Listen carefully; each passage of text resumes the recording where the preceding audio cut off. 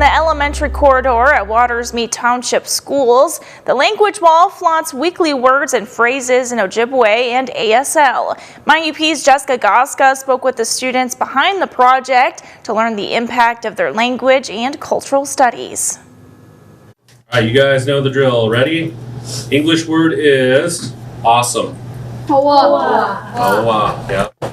I enjoy learning other people's languages. It's fun to learn a new language. It's actually really fun. It's cool learning ASL because my cousin has Down syndrome and I want to talk to him, and a lot of people get to learn my language now. It makes me feel proud that I'm Ojibwe. When students at Watersmeet Township School District learn to read and write, they also learn to include. Of the district's 141 learners, 3 out of every 4 come from Indigenous households, and 3 years ago, the administration began taking strides to help those students feel represented in the curriculum. Now, 5th grade teacher Brent Bessanen is pushing that effort a step further. We have a couple individuals here that are learning American Sign Language to help communicate better. At one of our meetings, I kind of spoke up and said, well, if we're teaching these 2 kids sign language, who are they going to communicate with if the people around them aren't learning it as well? With Ojibwe already present in the classroom, Bessanen believed it the obvious decision to teach the 2 languages alongside each other. His students immediately took to the idea. This group of kids is amazing. Paraprofessional Terry Micklash has worked with one of Bessanen's pupils for the past 3 years.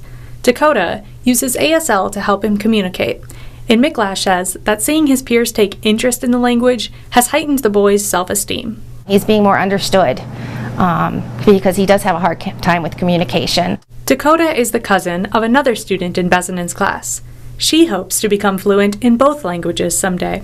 He always likes to talk about his family and his friends, and I understand now, so it feels pretty nice. I used to live in Louisiana, so I had 2 languages I had to speak. Before her family moved to the Upper Peninsula, Blessing spoke Ojibwe only at home. Her mother taught her simple words and phrases, but neither could converse in ASL. Now, Blessing is happy to expand her Ojibwe knowledge at school and share her culture with her peers. She's also excited to teach her mother the phrases she's learning to sign so that they can both better understand and communicate with Dakota. She always likes to talk to Dakota, and Dakota's always nice to her, so that's pretty nice. I see a lot of people like me, and they're trying to learn too. The learning has now traveled outside Bessanen's classroom to a hallway language wall, featuring weekly words and phrases for all to see. It shows the way to say words in sign language and in Ojibwe. This is the sign language right here, and then there's English, and then Ojibwe for this. Do you have a favorite word? I normally like to use bathroom. Bathroom is this, and then it's me. Hold on, I gotta go check real quick. It's a hard one to remember. Meezy Wigamig. For students like Holly, learning ASL alongside Ojibwe has inspired her to study other languages as well. Spanish is next on her list, but the study goes beyond the words. It's about developing an understanding of and a friendship with those who speak the same language. In Bessanen's class, every word is about inclusion. For MyUP News in Watersmeet Township, this is Jessica Goska.